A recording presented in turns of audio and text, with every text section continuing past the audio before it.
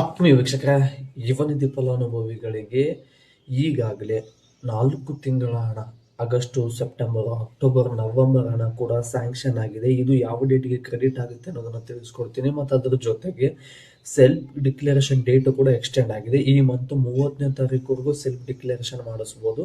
ಯಾವುದೇ ತೊಂದರೆ ಇಲ್ಲ. ಏನಾದರೂ ಡೌಟ್ ಇದ್ರೆ ಡೌಟ್ನ ಸರಿಯಾಗಿ ಕ್ಲಿಯರ್ ಮಾಡಿಕೊಂಡು ಸೆಲ್ಫ್ ಡಿಕ್ಲರೇಷನ್ ಮಾಡಿಸಿ ಅಂತ ಹೇಳೋದಕ್ಕೆ ಇಷ್ಟಪಡ್ತೀನಿ. ಮತ್ತು ಅದರ ಜೊತೆಗೆ ಈ ಪೆಂಡಿಂಗ್ ಇರ್ತಕ್ಕಂಥ 4 ತಿಂಗಳ ಅಮೌಂಟ್ ಏನಿದೆಯಲ್ಲ, ಇದು ಯಾವ ಡೇಟಿಗೆ ಕ್ರೆಡಿಟ್ ಆಗುತ್ತೆ ಅಂತೇಳಿ ಕರ್ನಾಟಕದ ಹಣಕಾಸು ಸಚಿವರಾಗಿರ್ತಕ್ಕಂಥ ಶ್ರೀಯುತ ಸಿದ್ದರಾಮಯ್ಯನವರು ತಿಳಿಸಿದ್ದಾರೆ.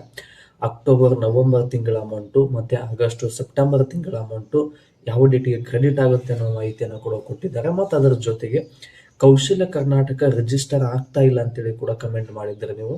ಕೌಶಲ್ಯ ಕರ್ನಾಟಕ ರಿಜಿಸ್ಟರ್ ಒಂದ್ಸಲ ಆಗೋದು, ಪ್ರತಿ ತಿಂಗಳು ಆಗುವಂಥದ್ದೇನು ಅವಶ್ಯಕತೆ ಇಲ್ಲ.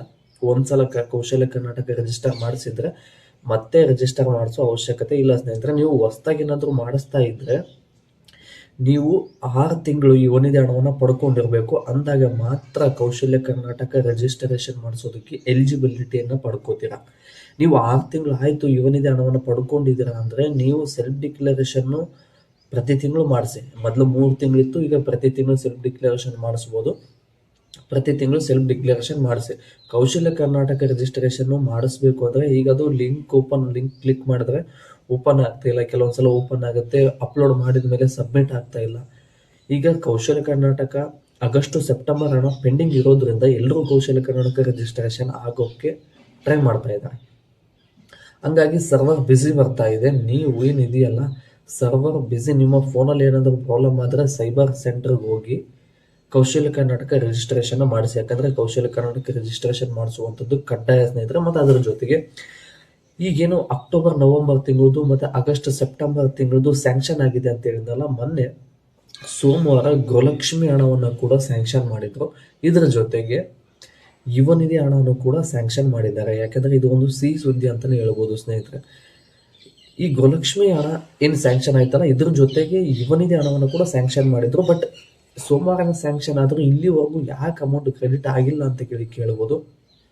ಕೆಲವೊಬ್ಬರಿಗೆ ಆಗಲೇ ಕ್ರೆಡಿಟ್ ಆಗ್ತಾ ಇದೆ. ಮತ್ತು ಯಾವ ರೀಸನ್ನಿಂದ ಮತ್ತೆ ಮುಂದೂಡಲಾಗ್ತಾ ಇದೆ ಅಂದರೆ, ಈಗ ಪೆಂಡಿಂಗು ಕೇವಲ 1 ತಿಂಗಳದಿಲ್ಲ, ಮಿನಿಮಮ್ 3 ರಿಂದ 4 ತಿಂಗಳದ್ದು ಪೆಂಡಿಂಗ್ ಇದೆ. ಈ ಹಣನ ಜಿಲ್ಲಾವಾರು ವಿಂಗಡಣೆ ಮಾಡಿ ಕರ್ನಾಟಕದ ಸರ್ಕಾರದ ಕಡೆಯಿಂದ, ಹಣಕಾಸು ಇಲಾಖೆಯ ಕಡೆಯಿಂದ ಹಣವನ್ನು ಮಂಜೂರು ಮಾಡೋದಕ್ಕೆ ವರದಿಯನ್ನು ಸಲ್ಲಿಸಿದ್ದಾರೆ.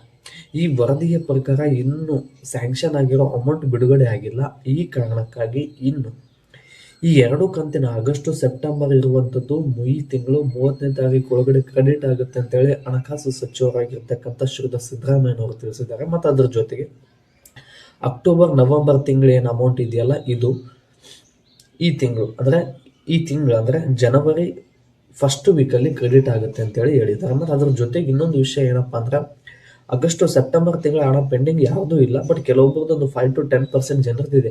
ಯಾಕಿದೆ ಅಂದರೆ, ಜುಲೈ ತಿಂಗಳು ಸೆಲ್ಫ್ ಡಿಕ್ಲರೇಷನ್ ಮಾಡಿಸ್ಬೇಕಾದ್ರೆ ಏನಾದ್ರು ತೊಂದರೆ ಆಗಿತ್ತು ಅಂದರೆ ಅವ್ರದ್ದು ಪೆಂಡಿಂಗ್ ಇರುತ್ತೆ. ಇಲ್ಲ ಜುಲೈ ತಿಂಗಳಿಗಿಂತ ಮುಂಚೆ ಕೌಶಲ್ಯ ಕರ್ನಾಟಕ ರಿಜಿಸ್ಟರ್ ಆಗಿಲ್ಲ ಅಂದರೆ ಇಂಥವ್ರದ್ದು ಪೆಂಡಿಂಗ್ ಇದೆ.